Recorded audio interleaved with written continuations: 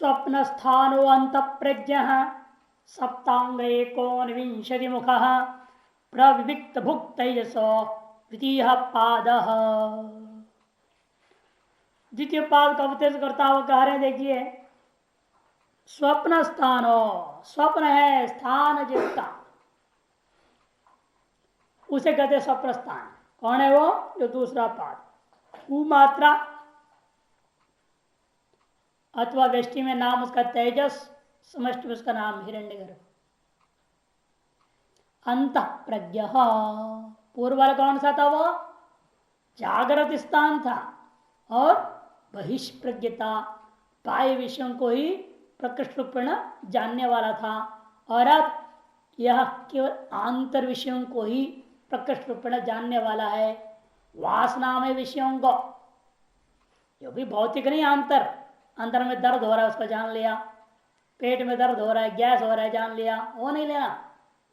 अंदर का मतलब यहाँ वासनामय विषय पदार्थ, उनको ये प्रकृष्ट रूपेण जानने वाला है ये अंत प्रज्ञ। सप्तांग एकोनविंशति मुख पूर्वधि समझना है ना, सिर आंख वगैरह जो बताया गया था सप्तांग, और पंच ज्ञान इंद्रिया, पंच कर्म इंद्रिया, पंच प्राण और चार अंतःकरण मिला के एकोनविंशति मुख, द्वार के समान द्वार है जो, ऐसा यह। अर्थात दोनों में अंतर नहीं है, क्योंकि जब बाह्य जो जागृत काल में जिस प्रकार से शरीर वाले होते हो, उसी प्रकार से शरीर और इंद्रियों वाले आप स्वप्न में भी कल्पना करते हैं, या नहीं? ये कभी नहीं होता आप यहाँ दो हाथ पैर वाले और वह एक हाथ पैर वाले अपने को कल्पना कर ले, दोनों पैर ठीक है तो वहां भी दोनों पैर ठीक कल्पना करते हो, और यहाँ दोनों पैर नहीं है, लकवा वाला है तो वहां लकवा वाले ही कल्पना हो जाता है, वासना इसी दृढ़ हो जाती है शरीर की। इसे दोनों में कोई अंतर नहीं, सप्तांग और एकोनविंशति मुख। प्रविविक्त भुक, वहां क्या था? वो स्थूल भुक्ता, और ये प्रविविक्त भुक है। प्रविविक्त भुक यहाँ केवल मन रूपी अंत प्रज्ञ वाला है, एवं पूर्व 7 अंग 19 मुख वाला होते हुए यह प्रविविक्त मने सूक्ष्म विषयों का भोगने वाला है। प्रविविक्त भुक तेजसो, व्यष्टि में इसका नाम तेजस है और समष्टि में इसका नाम हिरण्यगर्भ हो जाता है। यह इसका, इस आत्मा का ऐसा तेजस ही आत्मा है, जो इस आत्मा का क्या है? दूसरा पाद है यह। स्वप्न स्थानम अस्य तेजसस्य इति स्वप्न स्थान। स्वप्न है, भाष्यकार करें, स्वप्न है स्थान जिसका, किसका? तेजस आत्मा का। जागृत प्रज्ञा अनेक साधना बहिर्विषया इव अवभासमान मन स्पंदन मात्रा सती तथा भूतम संस्कार मनसी आधत्ते तन्मन तथा संस्कृतम विचित्र इव पटौ बाह्य साधनापेक्षम अविद्या काम कर्म भी प्रेर्यमाणम जागृतवद अवभासते। कहते हैं जागृत में हुआ क्या था? जागृत प्रज्ञा कैसी थी? अनेक साधना, जागृत कालीन जो कुछ प्रकृष्ट ज्ञान हुआ है आपको, वह अनेक साधन वाले थे। बाह्य भी अनेक प्रकार के साधन आपके पास था, विभिन्न साधनों को लेकर के सकल व्यवहार होता है बाहर में, और अंदर में केवल मन है, वो अपना सब बना लेता है। स्वेटर, टोपी, मोटरसाइकिल, कार, घोड़ा सब बना लेता है। रोड है, हेलीकॉप्टर है, प्लेन है, जिसमें जाना है उसको बना लेता है। इसलिए कहते हैं यहां तो अनेक साधना है, वहां मन साधना है। और बहिर्विषया इव अवभासमाना, भाष्यकार इव जोड़ करके दिखा दिया, जागृत वास्तव में है नहीं, मिथ्या है। बहिर्विषया इव अवभासमान, ऐसे भाषित होता है मानो जैसे कि बाहर में विषय हो और उसको ग्रहण कर रहे हैं हम, है तो सब भीतर में ही, सब कुछ कल्पना ही है, लेकिन उस अंत कल्पित को बहिर्इव हम मान लेते। दक्षिणामूर्ति स्तोत्र पहला वाला, विश्वम दर्पण दृश्यमान नगरी तुल्यम निजांतर्गतम पश्यन्नात्मनि मायया बहिरिव उद्भूतम यथा निद्रया। इसलिए कहते हैं हाँ बहिर विषया इव भासमाना।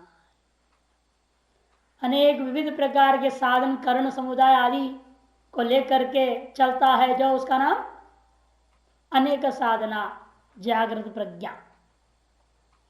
कि दृष्टा के अंदर ममत्व का अभिमान है, विषयभूत है वो। स्वप्न पदार्थ का निरूपण करने के लिए पहले उसका साधन बुद्ध कारण बुद्ध जागृत के वर्णन करने जा रहे हैं आपको। यदि जागृत स्थान का वर्णन पूर्व मंत्र में हो चुका है, उसको आप स्वप्न के साथ जोड़ने के लिए दो बार संक्षेप संग्रह करके भाष्यकर अपने तरफ से बोल रहे हैं। और वहां से विलक्षणता भी ज्ञापन हो जाएगा इससे आपको, है ना। स्वप्न प्रज्ञा और जागृत प्रज्ञा में क्या अंतर है वो भी आपको ज्ञान हो जाएगा। एक साधना है और एक साधना है, मन के अलावा दूसरा नहीं। ये बहिर्विषया है, वो अंतर वासनामय विषया है। इव तो दोनों जगह जुड़ेगा। बहिर्विषया इव है वहां, अंतर विषय इव है यहाँ। लेकिन वास्तव में न बाहर विषय है न अंदर विषय है, विषय ही नहीं है। यही यथार्थ है। अभासमान इसलिए क्या है, बहिर्विषया इव ऐसे अगर छोड़े नहीं, ऐसे भाषित होता है केवल। मनस्पंदन मात्रा सती, बाह्य कौन है शब्दादि विषय, अविद्या विवर्त रूपा है। जैसे आंधी देखो साफ करे, बाह्य शब्दादि विषय से अविद्या विवर्तत्वेन वस्तु अभाव, वस्तुतः है ही नहीं वो से न तद विषयत्व भी। वास्तव में यह प्रज्ञान या चैतन्य तद विषय भी हो नहीं सकता। यथोक्त प्रज्ञाया वास्तव में किंतु प्रातीतिकम, इसलिए यथोक्त विशुद्ध जो चैतन्य जो प्रज्ञा प्रकृष्ट ज्ञान है वह कभी भी बहिर्विषय भी नहीं हो सकता है। अतएव प्रातीतिक समझना, इसको मन में रखते हुए भाष्यकार ने इव कह दिया। यथोक्ता प्रज्ञा प्रमाण सिद्धा तस्या अनवस्थाना न प्रमाण सिद्धा। कहते कोई तो प्रमाणों से सिद्ध है ऐसा मत कहो, क्योंकि किस प्रमाण से बना हुआ ज्ञान, आंख आदियों से। आंख से आपने घट को देखा इसलिए आप कह रहे घट सत्य है। आंख से देखा कैसे आप निश्चय हुआ, केवल आंख तो देख भी नहीं सकता, सूर्य प्रकाश के सहायता है। वही सूर्य प्रकाश में कभी आप सही पकड़ते हो, कभी आप भ्रमित भी हो जाते हो, फिर क्या प्रमाण होगा ये आंख कैसे प्रमाण होगा। यदि आंख अपने आप में प्रमाण होता हमेशा में यथार्थ ज्ञान कराना चाहिए, फिर क्यों वो रज्जु में सर्प दिखा देता है, शुक्ति में रजत दिखा देता है। इसे आंख भी धोखा देता है हमेशा। और आंख से केवल 4 अंगुल दूर एक कान तो भयंकर धोखा देता है, आपको भी बहुत दूर पहुंचा देता है। डिफरेंस इतना ही ना, 4 ही अंगुल है, लेकिन आपको 4 मील दूर खड़ा कर देगा यह कान। इतने खतरनाक है। ऐसे ऐसे बात कान में पड़ जाएगा, अब उस पर आप धर्म संकट में पड़ जाएंगे, विवेक खो जाएगा, आदमी भ्रमित हो जाएगा, दिन मूड जैसा कर्तव्य मूड हो जाता है। इसलिए कहते हैं कि भाई क्या प्रमाण है, यहाँ जागृत जो है अनुभव हो रहा है सब बहिर्विषय सत्य है, ये प्रमाण सिद्ध भी नहीं कर सकते, क्योंकि उस प्रमाण में भी प्रामाण्यता का विचार करने लगोगे तो अनवस्था दोष आ जाता है। इसे साक्षी वेद्या साहित्य वक्षित्वा, ऐसे सब साक्षी वेद्य है। इस बात को मन में रख करके भाष्यकार ने कहा अवभासमाना, वाक्य में सब साक्षी वेद्य ही है, सब कल्पनाएं हैं, सारी कल्पनाएं साक्षी वेद्य होती है। मनस्पंदन मात्रा द्वैत और तो उसका प्रतिभास, ये दोनों के दोनों वस्तुतः यदि नहीं है, इसमें हेतु दे रहे हैं मनस्पंदन मात्रा। यथोक्त प्रज्ञा स्वानुरूप वासना को स्व समान आकार को उत्पादन करता हुआ रहता है, तथा भूतम संस्कारम मनसी आदत है, उसी प्रकार के संस्कार को मन में डाल देता है। जैसा बहिष्टवेन कल्पना करके जागृतवेन उसमें आरोप करके अनुभव किया, उस अनुभव को का संस्कार को मन में रख लेता है और मन से क्या करे फिर स्वप्न बना लेता विचित्रता है देखो। इसलिए कहते हैं तथा भूतम संस्कारम मनसी आधत्ते, जागृत वासना से वासित हो जाता है मन, जागृत के समान ही इसलिए स्वप्न में भी वस्तुओं को उत्पन्न कर लेता है। और स्वप्न दृष्टा जो तेजस आत्मा है वह आत्म उच्चेतन से वह भी भाष्य हो जाता है। तन्मन तथा संस्कृतम विचित्रित इव पटौ बाह्य साधन अनपेक्षम अविद्या काम कर्म भी प्रेरियमाणम जागृत भाषते, वह जागृत के समान अवभाषित होता है। स्वप्रदृष्टा कि मन वासना वाला है, स्वप्न में वह मन ही अनेक प्रकार विषय बना लिया, वह मन से अतिरिक्त कोई वास्तु विषय ही नहीं है। इसे कहते तथा संस्कृतम मन, उन्हीं विषयों के आकार संस्कारित जो मन है ना वो किस प्रकार है ये मत सोच। कहने के लिए हम लोग कह देते हैं मन ने बना लिया, मन ने बना के कहा रखा, कहा रखा। जैसे आप पूड़ी बनाते हैं एक बर्तन में रख देते हैं कि नहीं रख देते, रोटियां बनाते हैं एक बर्तन में रखते, सब्जी बनाते हैं या नहीं, कुछ भी आप बनाते हो आप अपने से भिन्न कहीं अन्य स्थापित करते हैं, लेकिन मन अपने बनाए वस्तुओं को कहां स्थापित करना है, वो सिर्फ चल रहा है, केवल दिखाई देते जाता है। इसलिए चित्रित पट इव, चित्रित इव पटऊ, जैसा कपड़े में चित्र दिखाई दे रहा है उसी प्रकार से चित्रित इव पटो, पटऊ नहीं वहां पटो होनी चाहिए, औकार है गलत है। जैसे कपड़े चित्र थे उसी प्रकार है समझो, जैसे चित्र कपड़ों से अलग नहीं, इसी प्रकार से मन से कल्पित विषय भी मन से अलग नहीं है। मन ही उस प्रकार से भाषित होते जा रहा है। अतएव मन के द्वारा कल्पित व निर्मित वस्तु मन से बाहर नहीं है, मन में ही है, मन ही उस रूप में भाषित होते जाता है। क्या करें, मन है क्या, कोई स्थूल वस्तु तो है नहीं, मन एक सूक्ष्म वृत्ति है, वो वृत्ति विशेष का नाम मन हो, संकल्प विकल्पात्मक वृत्ति ही मन। इसे वृत्ति क्या है, अनेक विषयाकार को परिणाम को प्राप्त होते जा रहा है, लेकिन तार्श परिणाम के लिए भी उसको बाह्य साधन अनपेक्षा, बाह्य साधन की कोई अपेक्षा नहीं है, बाह्य साधन की कोई अपेक्षा नहीं। अविद्या काम कर्मी प्रेर्यमान, अविद्या कामना और स्वप्न के अनुकूल, स्वप्नानुभूति के अनुकूल जो आपके प्रारब्ध कर्म है या अन्य कर्म है, उस कर्मों का जो निमित्तभूत कर्म की अपेक्षा से प्रेरित होकर के दिखाई दे रहा है। मन का प्रेरक कौन है, मन इस प्रकार से परिणाम को प्राप्त होते जाए उसके पीछे कारण क्या है, प्रेरक कौन है, कदा विद्या काम कर्म, तीन चीज।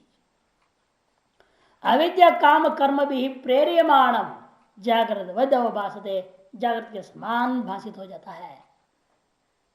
जैसा पट चित्रित है तो चित्रवत भाषित होने लगता है, मन में से जा संस्कार संस्कारित होकर के जागृत के समान विषयों को भाषित कर देता है।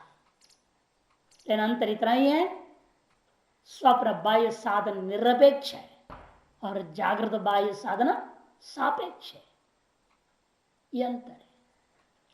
वो अनेक साधना है, ये एक साधना है, और बहिर्विषय है, अंतर वासनामय विषय है। इन अंतरों को ध्यान रखना है। तथा चुक्तम, इस बात को बृहदारण्यक को उपनिषद में कहा भी है, अस्य लोकस्य सर्वावतम मात्रामपादाय, बृहदारण्यक 4:3-9।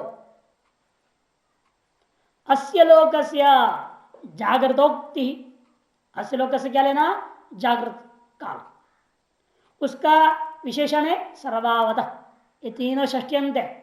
अस्य लोकस्य सर्वावतः, मान इस जागृत अवस्था में जो सर्वा साधन संपत्ति अस्मिन् स्थिति सर्वावान, सर्वावान एव इति सर्वावांश तस्य इति सर्वावतः, ऐसा नीचे आनंद में साफ दिखाया। सकल साधन संपत्ति है जिसमें, उसको कहते हैं सर्ववान। सर्ववान का ही से फिर अण करके सर्वावान बना दिया। सर्वावान तस्य मात्रा, मन उसका मात्र क्या होगा, लेशो, लेश, उसका लेश बच के आ गया। जागृत के बचा हुआ क्या माल है, वासना। जागृत का आप कैसे बचेगा क्या? जब आप सोते हैं रात में, सोने जाएंगे, तब इस जागृत क्या चीज लेकर के आप सो रहे हैं? केवल दिन भर जो अनुभव किए थे उन सारे चीजों की वासना अंदर में है, उनको लेकर के आप सोते हैं। इसलिए कहते हैं उसका लेश बने वासना। ताम अपादाय मन अपच्छिद्य गृहीत्वा, उनको अपने साथ चिपका करके जोड़ करके ग्रहण करके स्वपिति वासना प्रधानम स्वप्नम अनुभवती, सो करके वासना प्रधान स्वप्न को वह देखते रहता है। ये इसका अर्थ है। मंत्र का अर्थ बता दिया, अस्य लोक स्वभावतो मात्र उपादाय स्वपिति, ये मंत्र में था स्वपिति शब्द, उसको लेकर व्याख्या। तथा इसी प्रकार से प्रश्नोपनिषद में भी आया है, परे देवे मनसी एकी भवति इति प्रस्तुत्या अत्रेश देव स्वप्ने महिमानम अनुभवति। प्रश्नोपनिषद भाषण है, प्रश्नोपनिषद 4, चौथे प्रश्न का दूसरा मंत्र है, पहला टुकड़ा, परे देवे मनसी एकी भवति। ऐसा प्रश्न करके उसी प्रश्नोपनिषद में व्याख्या करता हुआ इस प्रश्न के जवाब में चौथे प्रश्न का ही 5वां मंत्र में आया, अत्र एष देव स्वप्ने महिमानम अनुभवती। 4-5, 4-2 में उसके लिए भूमिका अवतरण किया और 4-5 में विस्तार समझाया। प्रश्नोपनिषद के दोनों मंत्र दिया है। परत्व कैसा है, परे देवे कैसे कह दिया मन को, मन का विशेषण परे देवे क्यों है, पहले बोल चुके हैं, प्रश्नोपनिषद आप पढ़ चुके हो ना, उसमें आ चुका था। परे देवे मन से परे देवे विशेषण क्यों दिया, क्योंकि मन ही मुख्य साधन है आत्मानुभूति। मन से वान द्रष्टव्यम मन से उपलब्धव्यम, इतने श्रुतियां प्रमाण है। क्यों परत्व मन का, इसलिए कि पर का उपाधि बना हुआ है, पर का उपाधि है ना। स्वप्न काल में पर का उपाधि कौन है, ब्रह्म का उपाधि, चैतन्य का आत्मा का उपाधि कौन है, मन है। और जागृत में तो ये सारा चीज उपाधियां हैं, बहुत सारे उपाधि बन जाती है, अनेक साधना कहते हैं इसलिए। और स्वप्न में मन ही है। और तीनों काल में एक सामान्य उपाधि अलग है, वह विद्या। तो तीनों काल में सामान्य उपाधि है। जागृत में विशेष उपाधि क्या है, स्थूल शरीर आदि अनेक चीजें हैं। और स्वप्न में विशेष उपाधि कौन है, एकमात्र मन। इसे मन में परत्व आ गया साधारण कारण होने से भी। और देवत्व क्यों, क्योंकि वह स्व अपने विषयों को विषय कारण प्रतीत होता है और उसको प्रकाशन कर लेता है कर्णत्व ने भी। द्योतनात्मकत्वात् तन्मनो ज्योतिरिति, ज्योति शब्दात, ज्योति शब्द प्रयोग भी हुआ है इसके लिए। इसमें इस सब जागृत के सारा पदार्थ को, सारी इंद्रियों को आप क्या करते हैं, मन में कूर्म अंगानी व समेट करके सो जाते हैं। सोते करते क्या है, ये सारी इंद्रियां मन में एक ही भवती, एक ही होती है। जैसे सूर्य अस्ताचल की ओर जाने लगता है तो क्या करता है, अपने सारे किरणों को अपने अंदर समेट लिया। तो सारी इंद्रियों के मां जब बहिर्मुख रहा, वह सारी इंद्रिय वृत्तियों के से सारी इंद्रियों को अपने अंदर समेट लेता है। और मन में इस एक ही भवती। फिर मन क्या करेगा, अत्र एष देव, यहाँ अत्र स्वप्ने एष देव, ये जो देव जो है मन पर महिमानम अनुभवती, अपनी महिमा को अनुभव करता है। महिमा है आपकी अपनी महिमा है, सारी वासनाएं जो यहाँ बटोर रहे हो वो आपकी महिमा है, उसी को आप अनुभव करें। स्वप्न जो प्रकाश है, जो दृष्टा है, मन की जो विभूति है, ज्ञान ज्ञ आदि रूप परिणाम है, उसको साक्षात्कार करते रहता है। कौन करता है, वह स्वप्न दृष्टा तेजस आत्मा। तुम क्या कहते हैं अध्यात्म में, व्यष्टि में तेजस आत्मा, अधिदेव में हिरण्यगर्भ। इंद्रिय अपेक्षया अंतस्तत्वात् मनसा तद वासना रूपा च स्वप्ने प्रज्ञा यस्ति अंत प्रज्ञा। अब ला रहे शब्द स्वप्न स्थान की व्याख्या यहां तक हुआ। स्वप्न स्थान अंत प्रज्ञा, उसकी व्याख्या कर रहे हैं। अंत प्रज्ञा क्यों नाम पड़ा? क्योंकि इंद्रियापेक्षा अंत सत्वा मनस, इंद्रियों की अपेक्षा से मन कहाँ है? भीतर है। और तद वासना रूपा जो स्वप्न प्रज्ञा, और मन की सकल वासनाओं को लेकर के ही उस प्रकृष्ट ज्ञान रूप चैतन्य जो आत्मा है वह स्वप्न विद्यमान रहता है। वह स्वप्ने प्रज्ञा यस्य, ऐसे विग्रह वाक्य बहुरी समास है। वासना रूपा प्रज्ञा मनस स्वप्ने अंतस्थ मनस, वासना रूपा प्रज्ञा यस्य, वासना वही प्रज्ञा होती है जिसका, उसे कहते हैं अंत प्रज्ञा। कौन है वो? तेजस जीवात्मा और हिरण्यगर्भ समष्टि आत्मा। विशेषून्यायाम प्रज्ञायाम केवल प्रकाश स्वरूपायाम विषयत्वेन भवतीति तेजस। इसका नाम तेजस क्यों पड़ा है? तो बहुत सुंदर भाष्कर यहां बोल रहे हैं तेजस नाम क्यों पड़ा। क्योंकि विशेषून्यायाम प्रज्ञायाम, स्वप्न में भी क्या होता है, जब आप विषयों की कल्पना करते जा रहे हैं, एक विषय कल्पना होगी फिर दूसरी होगी, इन दोनों के बीच में खाली होगी ना। जैसे जागृत में क्या हो रहा है, एक शब्द को सुना फिर वस्तु को देखा, इन दोनों के बीच में, वृत्तियों के बीच में खाली रहता है। वही आत्म चैतन्य प्रतिबोध वीतम मतम समझाया था ना केनोपनिषद में। ये तो बाह्य वृत्ति को लेकर के हुआ, और अंदर में तो बाह्य विषय तो है ना, इंद्रियां तो है नहीं, कभी इधर से उधर से बदल रहा है क्या? अब मन क्या होता है जागृत में, कभी चक्षु से जुड़ा है, कभी कान से जुड़ा है, श्रोत्र से, कभी नाक से जुड़ा है, कभी जीवा से जुड़ा है, अलग अलग ज्ञान इंद्रियों से जुड़ते रहता, खटखट भागते रहता है ना, यहाँ से वहां से वहां। जैसे आप खटखट चैनल बदलते रहते हैं टीवी के सामने बैठ करके आजकल, वैसे ये भी बदलते रहता है खटखट खट जागृत में। लेकिन वहां तो अनेक है नहीं, कहां बदलेगा वो? इसलिए कहते हैं यहां पर जो है कि वहां तो बदलने का कोई मामला ही नहीं बनता है। इसे विशेष शून्यायाम, तो उस समय में क्या मानना पड़ेगा? इस बीच काल को विशेष शून्य काल है। वो एक कल्पना के अनंतर दूसरी कल्पना का बीच में विशेष शून्य प्रज्ञा रहती है ना, वह विशेष शून्य प्रज्ञा कैसी है? केवल प्रकाश स्वरूपायाम, केवल प्रकाश स्वरूप होगा। क्योंकि मन की वृत्ति में उस समय चैतन्य का प्रकाश के अलावा कोई कल्पित विषय नहीं है। जिस प्रकार से दर्पण में प्रकाश पड़ा है सूर्य का, उसके सामने कोई खड़ा नहीं है। दर्पण में सूर्य का प्रकाश पड़ा, उसका प्रतिफलन तो निकल रहा है, लेकिन उसके सामने कोई खड़ा नहीं है, तो क्या होगा? दर्पण में केवल प्रकाश ही प्रकाश रहेगा, किसी का चेहरा विषय नहीं रहेगा। वही हाल होता है इस मन का स्वप्न में, जब एक कल्पना के से दूसरी कल्पना का बीच में, उस समय केवल प्रकाश ही प्रकाश में ही मन रह गया, आत्म चैतन्य का प्रकाश विशिष्ट मन रह गया है। तारस मन की स्थिति को लेकर के उसका नाम पड़ जाता है विषयत्वेन भवति। तब वही स्वयं ज्ञाता के जैसा लगता है आपको, इसलिए उसका नाम पड़ गया तेजस। विश्वस्य सविषत्वेन प्रज्ञाया स्थूलाया भोज्यत्व, यह अपने केवल वासना मात्र प्रज्ञा भोज्या इति प्रविक्तो भोग इति प्रविक्त भुक। अब आता है प्रविक्त भुक ना शब्द की व्याख्या। इतना ही यहाँ भाष्यकार ने अंतर किया व्याख्या करने में।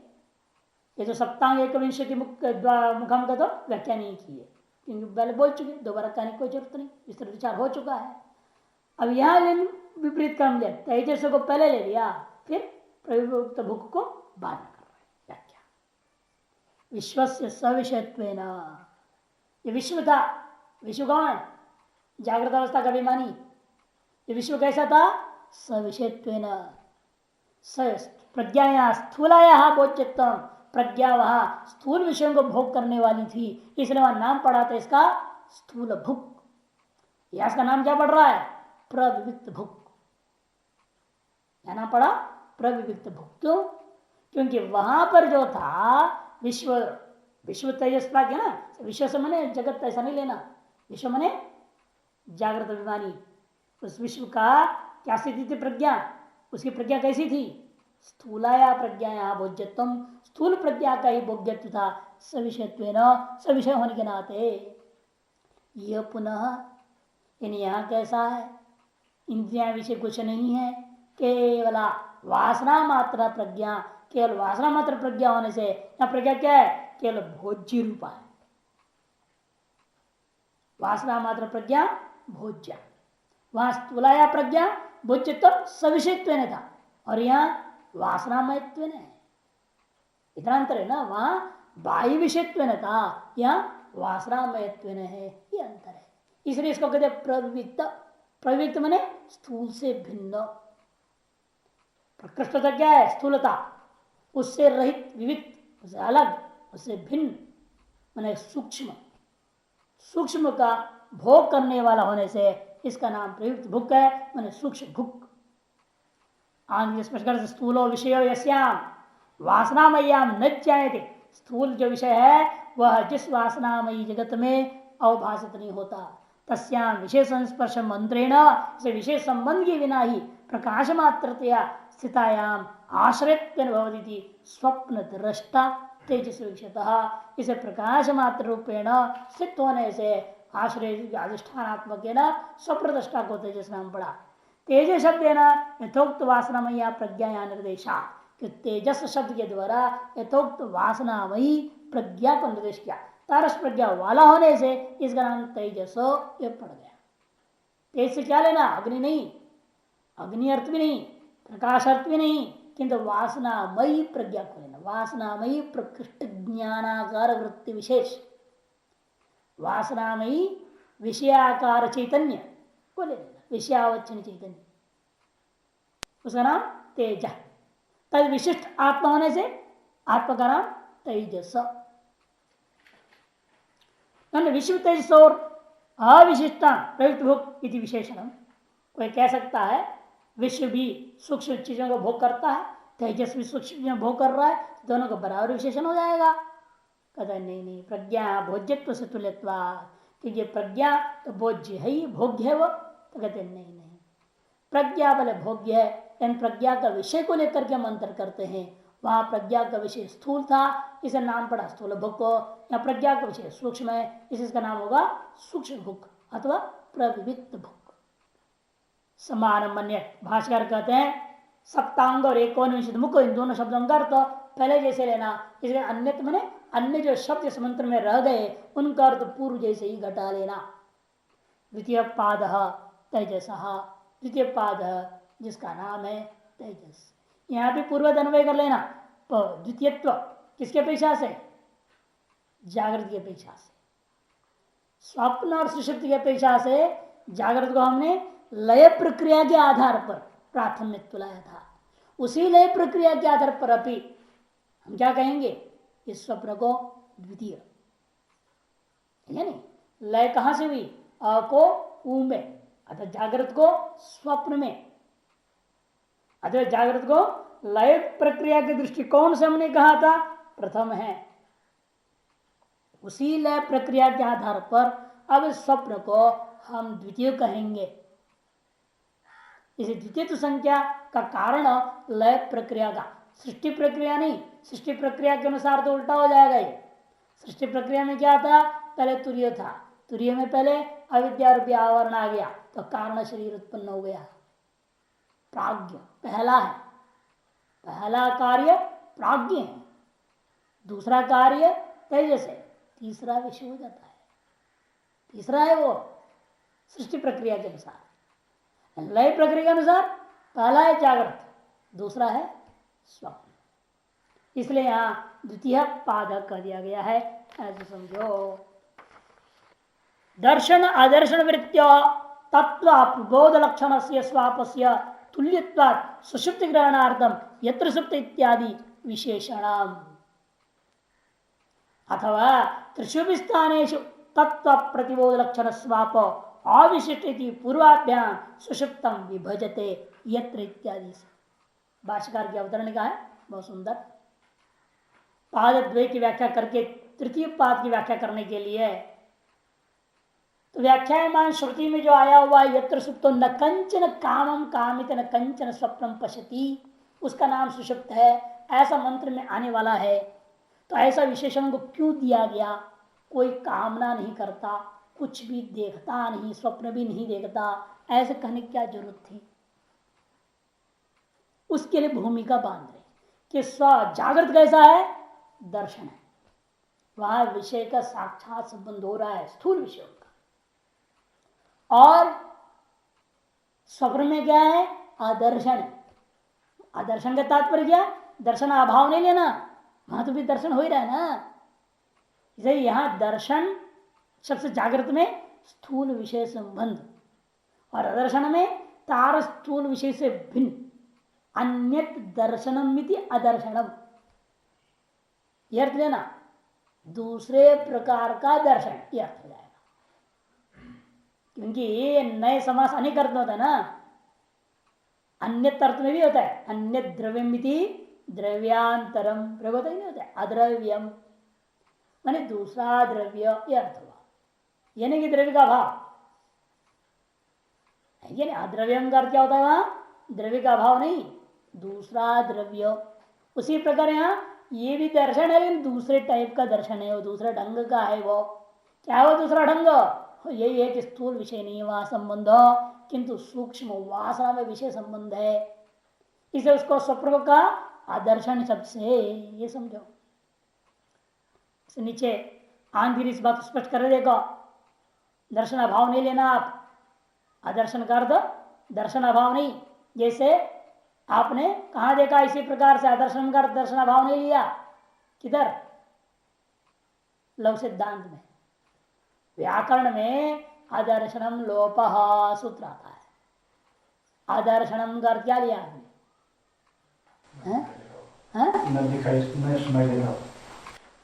गलत अर्थ, उच्चारणाभाव, विद्यमान से उच्चारणाभाव आदर्शनम। क्योंकि दर्शन का अभाव हो नहीं सकता, क्योंकि शब्द तो दृश्य है नहीं। रूप है क्या शब्द? शब्द तो आकाश गुण है, शब्द सुना जा सकता है, देखा नहीं जा सकता। इस दर्शनम का अर्थ आप देखना अर्थ कर ही नहीं सकेंगे। सबसे पहली बात तो यह है। सुनना अर्थ करना चाहते हो शब्द का, शब्द प्रस्तावात है ना, शब्द शास्त्र है, व्याकरण, इसलिए आप अर्थ लेंगे सुनना, और सुनने के अभाव ये अर्थ भी नहीं कर सकते आप, क्योंकि शब्द से नित्यत्व से अभाव एवं नास्ति। तब क्या हो सकता है?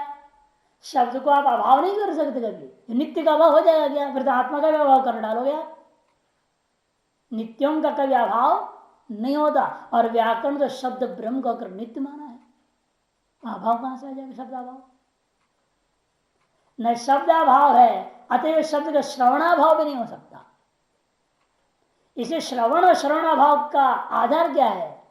शब्द का होना ना होना नहीं, किंतु उच्चारण का होना ना होना। समझ में नहीं? इसलिए श्रवणाभाव अर्थ नहीं किया वहां महाभाष्यकार ने, उच्चारणाभाव। लेकिन उसमें भी उच्चारणाभाव, विद्यमान का भी उच्चारणाभाव हो सकता है, अविद्यमान का भी उच्चारणाभाव हो सकता है। दोनों प्रकार के हैं। विद्यमान है, जैसे पूर्वोत्तरा सिद्ध माध्यम में क्या होता है? आपने लोप किया, लोप करने पर भी क्या है? वहां विद्यमान मान लिया आपने, तो गुणकारी नहीं हुआ, असिद्धत्व। आपका लोप कार्य असिद्ध हो गया, अर्थात वह विद्यमान है। विद्यमान होते हुए भी आप उच्चारण नहीं करते हैं। कहा? हर यह लोप हो गया। और कहीं पर विद्यमान होते उच्चारण, इसलिए हम कहते सामान्य रूपेण विद्यमान रहते उच्चारण अभाव का नाम अदर्शन, तार्श अदर्शन का नाम ही लोप संज्ञा। इसे क्रिया का अभाव लिया, वस्तु का अभाव नहीं, उच्चारण क्रिया। आपकी उच्चारण क्रिया का अभाव होने से हमें शब्द का अभिव्यंजक उच्चारण क्रिया है। शब्द तो नित्य है, विद्यमान है, वो आकाश में, आप कहीं पैदा नहीं कर रहे हैं। उसका अभिव्यक्ति का साधन क्या है? कंठ तालवादी अभिघात, उच्चारण क्रिया, वो केवल अभिव्यंजक है विद्यमान शब्द का ही। इसी तरह से अभिव्यंजक क्रिया के अभाव होने से शब्द का श्रवणाभाव के आप कथन करते हैं। इस तरह से यहां भी लेना है आपको दर्शन का। दर्शन का अभाव नहीं ले सकते आप। दर्शन तो हो रहा है ना, स्वप्न में वस्तु को दिखाई दे रहा है हमें। इसलिए देखो आनगिरी दर्शन से मैंने स्थूल विषय से वृत्तिरत्र स्थिति जागृतम दर्शन वृत्ति है। स्थूल विषय दर्शनाद अन्य, देखो दर्शनाद अन्य अदर्शन, यहां समास क्या करना, अन्य दर्शनम इति अदर्शन, अन्य अर्थ में तद भिन्न तदन्य है ना, तद अभाव तदल्पता, छह अर्थों में षडर्था नई प्रकीर्तिता, छह अर्थों में नई का प्रयोग होता है। उसमें तद अन्य अर्थ भी एक है, उससे अन्य, उसके सदृश कोई वस्तु का नाम होता है, वो वहां भाव रूपा नहीं है, भाव है वो।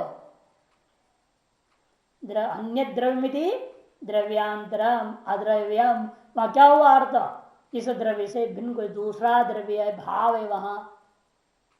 इधर से यहां पर ये आदर्श दर्शन जागृत में उसे भिन्न प्रकार का दर्शन स्वप्न में है, अतः उसको अदर्शन शब्द से कह देना।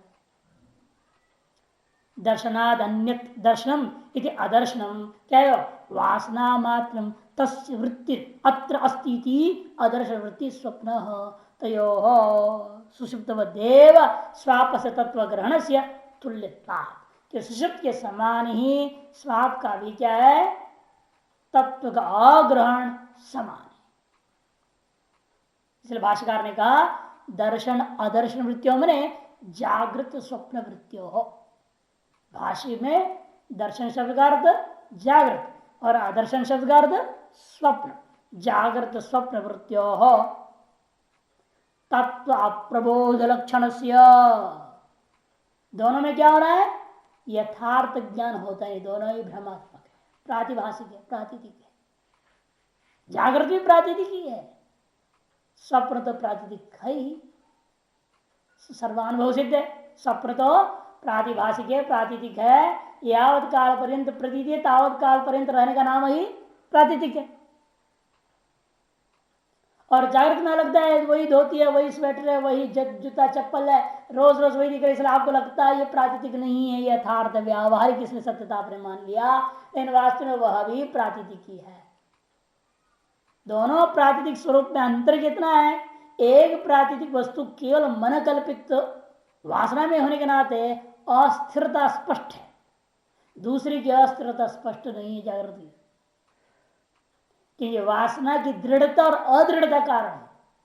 स्वप्न की वासना दृढ़ नहीं है, जागृत की वासना दृढ़ हो जाती है। और जिस स्वप्न की वासना दृढ़ हो जाए वह स्वप्न भी आपको बार बार लोग कहते हैं ना, बार बार एक कोई चीज आता है हमको गला दबाता है, ऐसे ऐसे लोग बोलते, कई लोग डर के मारे। और वो बार बार क्यों आ रहा है, जो पहली बार जो आया था वो वही वासना से दृढ़ हो गया, बार बार रोज सोते पर पहले वही दिखती है, वही डर बैठ गया ना अंदर, और डर के मारे वासना इतने मजबूत हो गया, फिर वही वही आते। इसे वासना दृढ़ और अदृढ़ ही कारण होता है।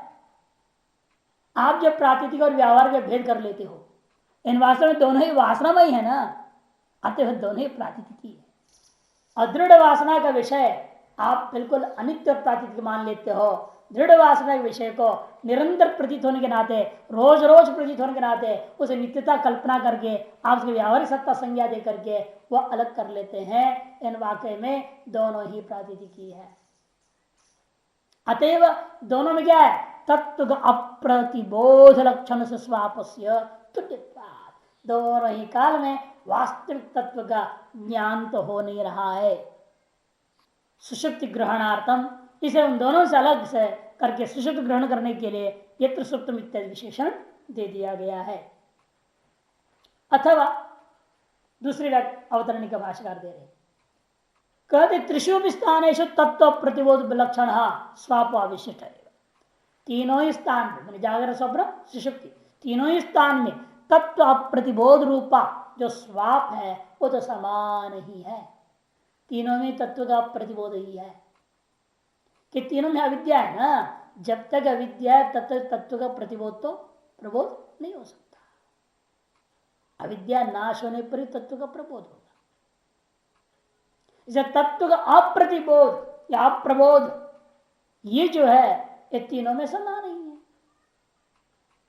तत्व प्रतिबोध स्वाप तस् स्थान त्रय तुल्यवाद जागृत स्वप्नाभ्याम विभज्य ज्ञापित विशेषण, इसलिए फिर उन तीनों में जब बराबर है फिर अंतर कैसे होगा तीनों में, उसके लिए इन विशेषणों को देकर के पहले दो की अपेक्षा से सुषुप्ति को अंतर करने के लिए कहा, न कंचन काम कामयते न कंचन स्वप्न पश्यति इत्यादि शब्दों को प्रयोग करना पड़ा।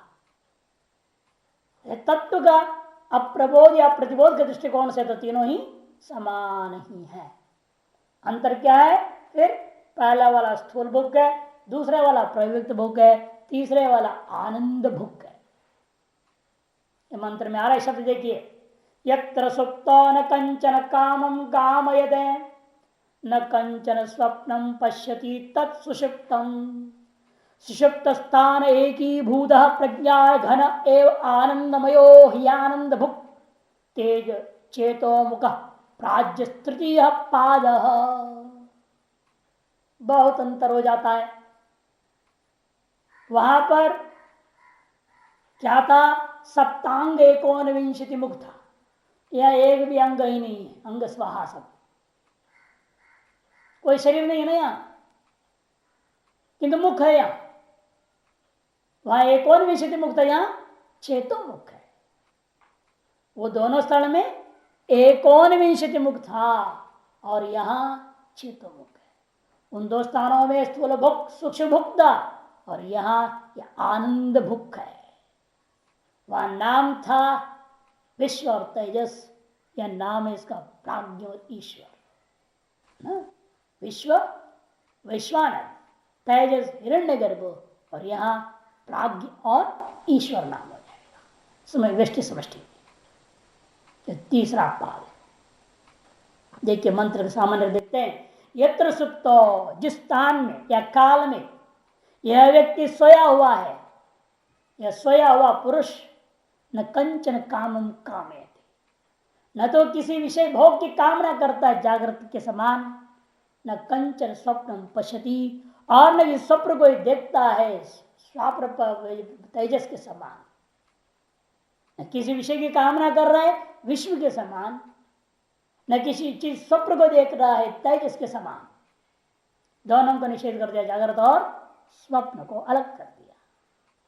पुण्य पाप का प्रयोजक पुत्र दार धन आदियों के काम में मान पदार्थों की कामना नहीं कर रहा और शुभाशुभ की जागृत वासना से जन्य पदार्थों को भी वह नहीं देखता। वह जो काल, वह जो स्थान, उसको कहते हैं हम सुषुप्तम। और सुषुप्त स्थान में वह सुषुप्ति ही जिसका स्थान है, सुषुप्त स्थान में तार सुषुप्ति है स्थान जिसका, जैसे पहले करते ना जागृत स्थान स्वप्न स्थान बहुरी समास, बस यहाँ सुषुप्ताम स्थानम यस इति सुषुप्त स्थान है। एकीभूत क्या हो रखा है, ये एकीभूत, मन भी एकीभूत हो गया। अविद्या में सकल वासनाओं को लेकर के घुस के गड़बड़ कर दिया उसने। मन अविद्या में गया और वह मन अपने सकल वासनाओं को लेकर, इसलिए जिन वासनाओं को लेकर गए हो, जब बाहर आते हो तो उन्हीं वासनाओं को लेकर बाहर आते, नहीं सभी अविद्या में चले गए, है ना। संसार में जितने सो रहे हैं सब अविद्या में एकीभूत हो चुके हैं। जब बाहर आते तो ये वो उल्टा सुल्टा होकर क्यों नहीं चलते, औरत जो है आदि बन जाए, आदमी औरत हो जाए, नहीं। कारण है जिन वासनाओं को लेकर गए हैं उन्हीं वासनाओं को लेकर बाहर आते उसी शरीर का दोबारा उनका अभिमान हो जाता है। विचित्रता यह भी है, उसी शरीर में जगते, दूसरे शरीर में भी नहीं जगते। दूसरे शरीर में जग जाए तब ना समस्या हो जाए उसे। में सिंह सिंह नहीं रह जाता है, मशक मशक नहीं रह जाता, आदमी आदमी नहीं, लड़का लड़का नहीं, लड़की लड़की नहीं, सब अविद्या में एक हो गए।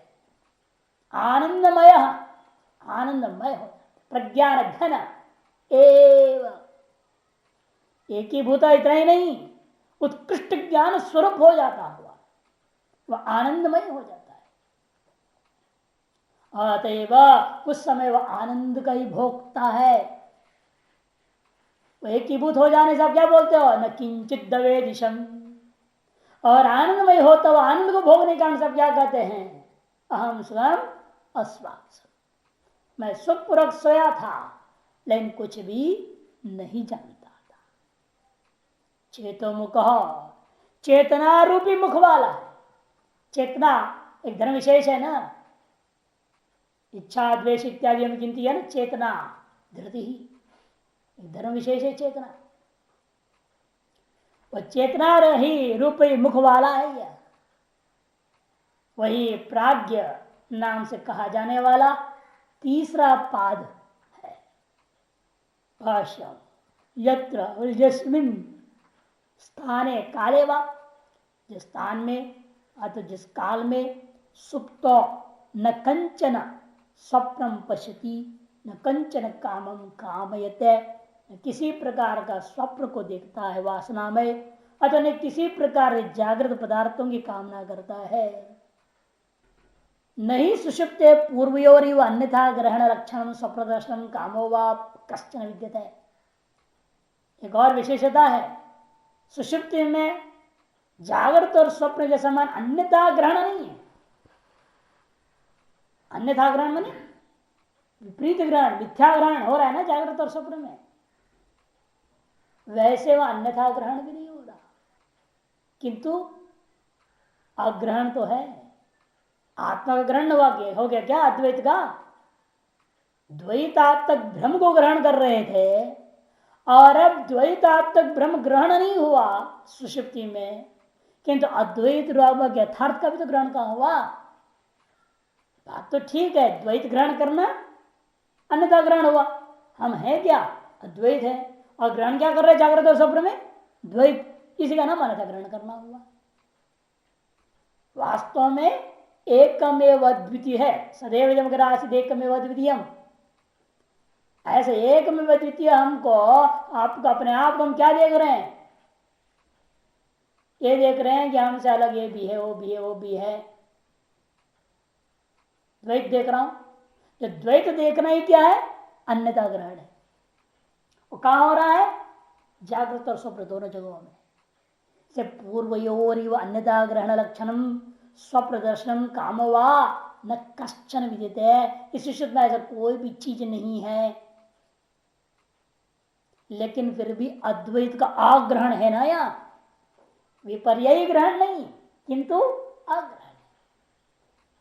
यदि यहां ग्रहण हो जाता अद्वैत का, फिर तो कहना है कि सुश्रुत में ज्यादा से मुक्त हो जाते, झंझटी नहीं था, न वेद परिस्थिति की जरूरत नहीं थी।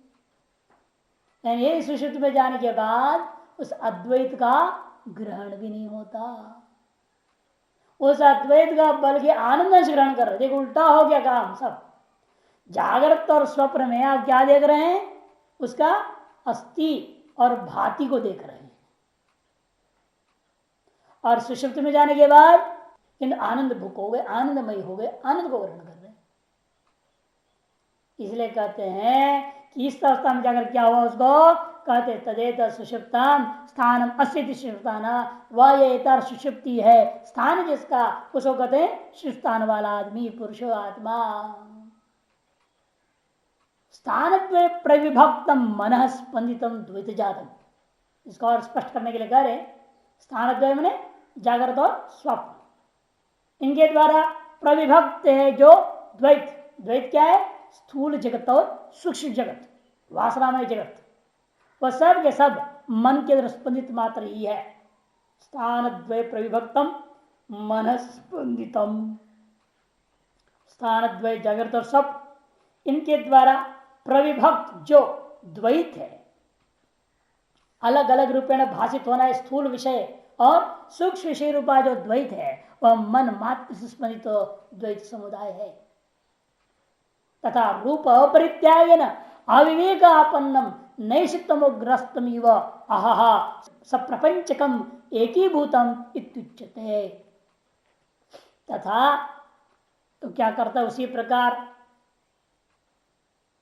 यथा, तथा आ गया ना, इसलिए यथा समझना पड़ेगा।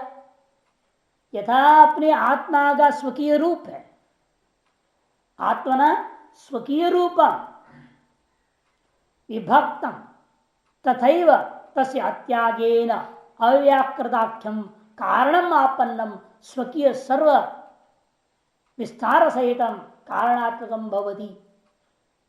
आत्मा का अपना रूप जिस प्रकार से अविभक्त है उसी प्रकार आपने क्या कर दिया, उस स्वरूप को त्यागे बिना, मैंने कारण रूपता को त्यागे बिना ये कैसे घटेगा, उसके लिए दे रहे आनंदी तस्य अत्यागेन स्वकीय रूपम आत्मनः विभक्तम, अपना जो स्वकीय विभक्त रूप है उसको त्यागे बिना, मैंने द्वैत को त्यागा नहीं। अपना विभक्त रूप क्या है, हम अद्वैत है, हम अपना असली रूप क्या है, हम वास्तव में अद्वैत था, लेकिन उस अद्वैत रूप को छोड़ करके आपने अविभक्त रूप को आ गए थे जागृत और स्वप्न में। क्या था विभक्त रूप, वो द्वैतात्मक जगत था। अपना अविभक्त अद्वैत को छोड़ करके द्वैत में आ गए, और उस द्वैत को छोड़ करके आप सुषुप्त में नहीं आ रहे हैं अभी, इसलिए उसको अत्यागे न, वो द्वैत को लिए हुए ही हम अंदर जा रहे हैं, समस्या हो गई। आप सोच रहे मैं सब छोड़ के सो गया, नहीं नहीं, सब अंदर है। सारा कौन चीज मालटाला वहां रख के लॉकर लगा के बंद कर दिए हैं, लेकिन दिल में से हटा नहीं है, वो यहां बैठा हुआ है सारा। जगती परावर एक बार वहां देख लेंगे, हाँ सब ठीक ठाक है। जहां माल रखे रहते हैं ना, डर रहता है कोई रात उठा को नहीं देंगे, ताला तो नहीं टूटा है, पहले उसको देखेंगे बाद में दूसरा काम है ना। कहे क्यों सारे से जगत में ऐसा ही हो रहा।